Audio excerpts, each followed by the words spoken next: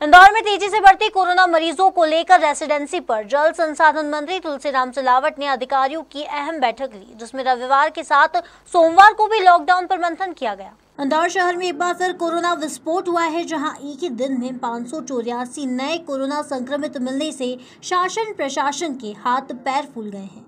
इसी के चलते गुरुवार को जल संसाधन मंत्री तुलसीराम सिलावट ने प्रशासनिक अधिकारियों की अहम बैठक बुलाई, जिसमें धुलेंडी पर लॉकडाउन और रात 8 बजे बाजार बंद करने पर चर्चा की गई। हालांकि अभी कोई फैसला नहीं हुआ है, लेकिन प्रशासन ने प्रस्ताव बनाकर राज्य शासन को भेजा है। इस दौरान मीडिया से चर्चा करते हुए जल संसाधन मंत्री तुलसीराम सिलावट और कलेक्टर मनीष सिंह ने शहरवासियों से सावधानी बरतने की अपील की है। ताकि संडे के अलावा भी अब लॉकडाउन और बढ़ाना पड़े, ये नहीं बोल सकते हैं, पर रेस्ट्रिक्शंस तो और लगाने पड़ेंगे। जैसे धर्म स्थलों को लेकर के वो सीधे किसी इकनॉमी से, व्यापार से, औद्योगिक गतिविधि से नहीं जुड़ा है। आप देखें किस प्रकार से धर्म स्थलों में लोग जा रहे हैं। कुछ ऐसी रेस्ट्रिक्शंस हैं जो लगाने पड़ेंगे अभी। और सर, रात को 8 बजे से भी क्या रविवार का लॉकडाउन किया जा सकता है? 8 बजे से भी संभावना है। शासन का आदेश आता है, देखते हैं क्या लिखते हैं। आज 8 बजे से परिस्थितियाँ ऐसी हैं कि 8 बजे से तो जल्दी थोड़ा 10 से पहले बंद होना चाहिए। परिस्थितियाँ निर्मित हैं इस समय। सर, आपने नीति है कि किसी भी तरह की बेवजह की वसूली ना की जाए और उसको लेकर सरकार। देखिए, पहले भी देखने में आया था कि आपने कि अस्पताल बहुत अच्छे से काम किए, सब डॉक्टर्स, पैरामेडिकल स्टाफ सब ने अपने खतरे में डाल करके मरीजों की सेवा की। पर चुनिंदा कुछ 1-2 जगह के अस्पतालों में घटना इस तरह से हो जाती है, जिसमें कि बिल अतिरिक्त बना देते हैं या गलत मानसिकता से बिल बना दिए जाते हैं लाभ अर्जित करने की दृष्टि से। उससे अनावश्यक एक मरीज भी परेशान होता है और एक इतनी सेवा अच्छी हॉस्पिटल्स कर रहे हैं इंदौर के, उसमें एक नेगेटिव पब्लिसिटी भी होती है उसकी। तो उसी क्रम में कल हॉस्पिटल सभी की मीटिंग ले ली है। इनको बड़ा स्पष्ट बोला है कि किसी प्रकार का भी बिल जो हम लोगों ने मापदंड बनाए हैं उससे ज़्यादा बिल नहीं आना चाहिए, प्रूव नहीं होना चाहिए कहीं भी। तो ये स्पष्ट कर दिया कल निजी हॉस्पिटल्स को। सर, कल स्वास्थ्य का ज्ञापन देने गए थे या स्वास्थ्य का अधिकारी नहीं मिले तो उन्होंने वहाँ ज्ञापन क्या राजनीति है जो धरना प्रदर्शन ज्ञापन दे रहे हैं उनके लिए? देखिए, जानकारी में कल किसी मीडिया ने पूछा था मुझसे, फिर मैं बिजी रहा तो मेरे को CMHO साहब ने नहीं बतलाया ऐसा कुछ भी। पर हाँ, उद्दंडता कुछ होगी तो इसमें कार्रवाई करेंगे। इसमें कोई ये समय नहीं है कि इस समय सभी को एक साथ जुट करके साथ में और कोरोना से फाइट करना और शहर को बचाने का समय है।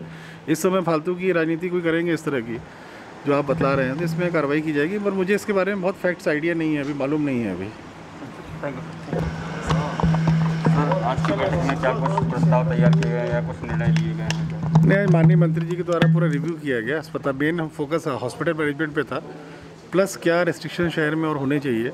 तो जो रेस्ट्रिक्शन शहर में होने चाहिए, जो भी कल कैबिनेट निर्णय हुआ है, जैसे आदेश आएगा उसके बाद फिर उसमें एक जैसा भी आदेश में उल्लेखित होगा उस प्रकार से हम लोग अग्रिम कार्रवाई करेंगे।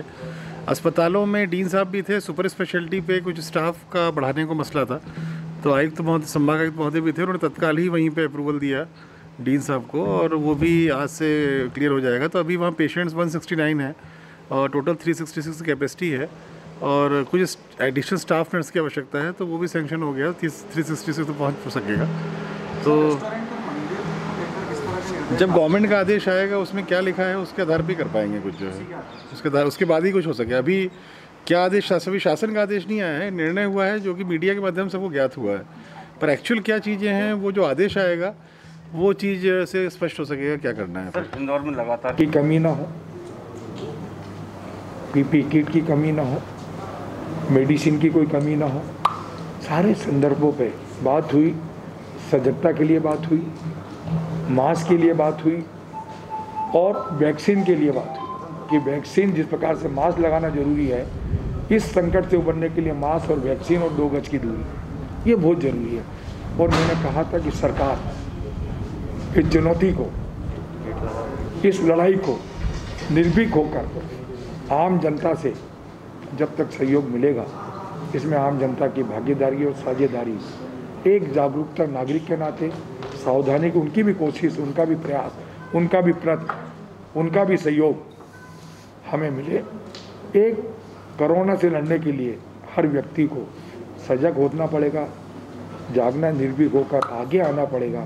और मैं तो फिर भाई और बहनों से बोलता हूँ, मास्क के साथ वैक्सीन लगाना भी बहुत ज़रूरी है। और सरकार की तरफ से पूरी कोशिश होगी, पूरा प्रयास होगा, पूरा प्रयत्न होगा कि इस संकट में किसी को किसी चीज़ की, किसी साधन का अभाव नहीं होगा।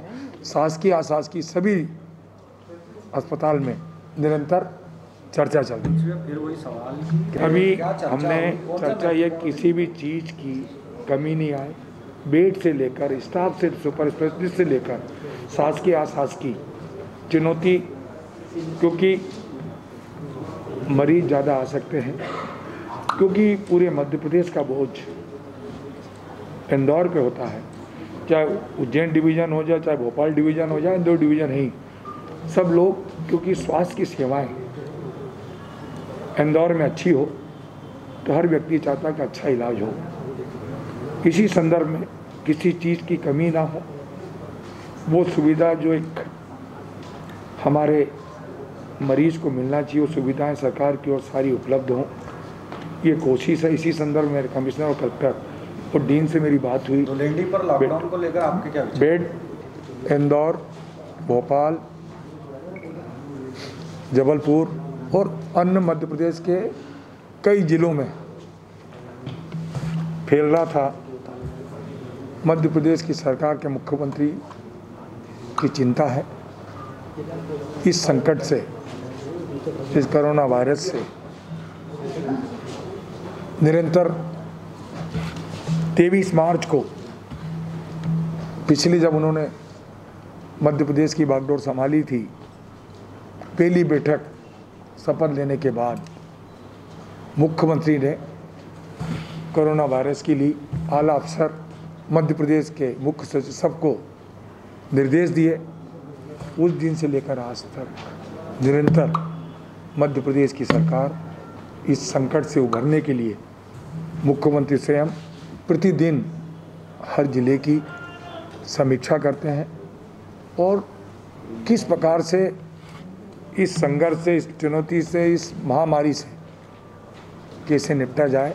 सरकार गंभीर थी, गंभीर है, गंभीर रहेगी और कोशिश, प्रयास और प्रयत्न निरंतर सरकार कर रही है कि आम नागरिकों, भाई और बहनों को जिस प्रकार से मुख्यमंत्री जी ने कोरोना से बचने के लिए वैक्सीन के ज़रूरी है तो मास्क भी ज़रूरी है और 2 गज की दूरी भी ज़रूरी है। मैं सब भाई और बहनों से ये अनुरोध करता हूँ। आज जो बैठक हुई है आपके अंदर कुछ